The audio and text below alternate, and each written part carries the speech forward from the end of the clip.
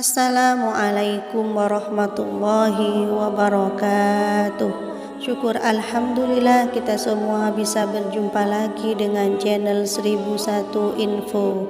Salawat serta salam semoga tetap tercurahkan ke pangkuan Nabi Muhammad sallallahu alaihi wasallam. Allahumma sholli ala sayyidina Muhammad. Harapan dan doa saya kepada pemirsa YouTube semua, semoga para sahabat selalu diberikan kesehatan, dilapangkan rezekinya, dipanjangkan umurnya, dan diberikan keluarga yang sakinah mawaddah warahmah. Amin amin ya rabbal alamin.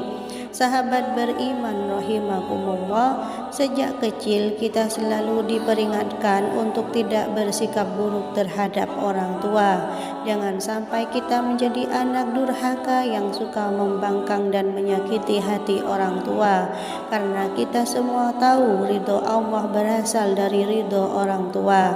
Akan tetapi di era sekarang bukan hanya anak yang durhaka yang kita jumpai, tetapi juga orang tua yang kurang menyadari akan sikapnya terhadap anak, sehingga sikap yang dirasa benar adalah orang tua ini justru bisa dikatakan mendurhakai seorang anak. Berikut ini adalah dosa besar orang tua terhadap anak yang sering dilakukan tanpa disadari. Yang pertama, bersikap kasar terhadap anak. Sebagai orang tua, kita sangat tidak dianjurkan untuk bertindak kasar terhadap anak, baik dari segi tindakan maupun ucapan. Apabila kita menemukan sikap anak yang tidak kita sukai, hendaknya nasihatilah dengan lembut dan tetap penuh kasih sayang, bukan malah membentak ataupun memaki anak dengan kata yang tidak baik. Rasulullah SAW pernah bersabda, sesungguhnya kalian akan dipanggil pada hari kiamat dengan nama-nama kalian dan nama ayah kalian, maka perbaikilah nama kalian. Hadis riwayat Abu Daud. Kemudian yang kedua, pilih kasih kepada anak.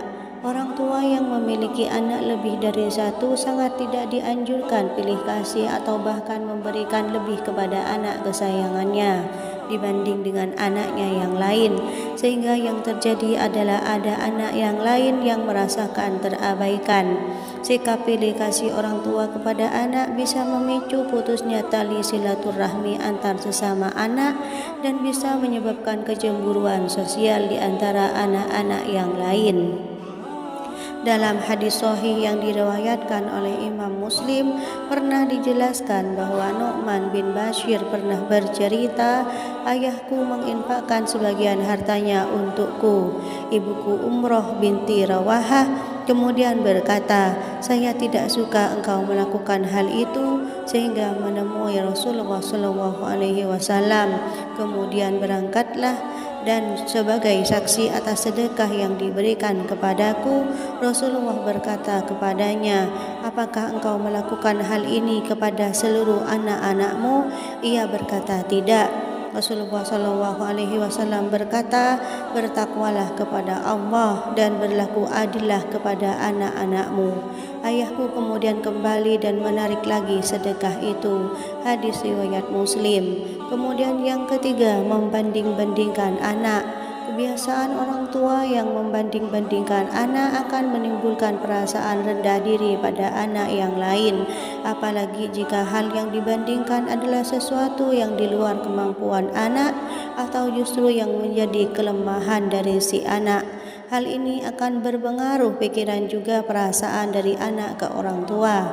Kemudian yang keempat, mengekang kebebasan anak. Sewajarnya orang tua akan takut jika anak terjerumus pergaulan yang salah, tapi bukan berarti si anak harus dikekang kebebasannya, karena jika terjadi pengekangan maka sang anak akan sulit berkembang dan mandiri ketika sudah dewasa. Maka dari itu mengekang anak bisa menjadi sikap durhaka orang tua terhadap anaknya. Kemudian yang kelima, mendoakan keburukan kepada anak.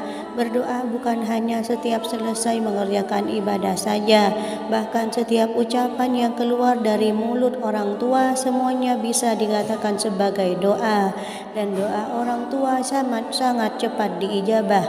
Terkadang kita sebagai orang tua tidak sadar apabila mendapat anak yang tidak mematuhi perintah kita langsung berkata buruk kepada anak. Padahal setiap ucapan yang keluar dari mulut orang tua merupakan doa yang bisa jadi langsung dikabulkan oleh Allah Subhanahu wa taala.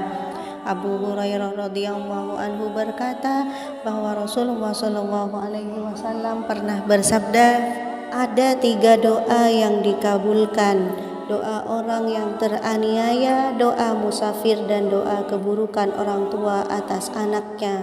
Hadis riwayat Tirmizi. Oleh sebab itu berhati-hatilah dalam berbicara kepada anak.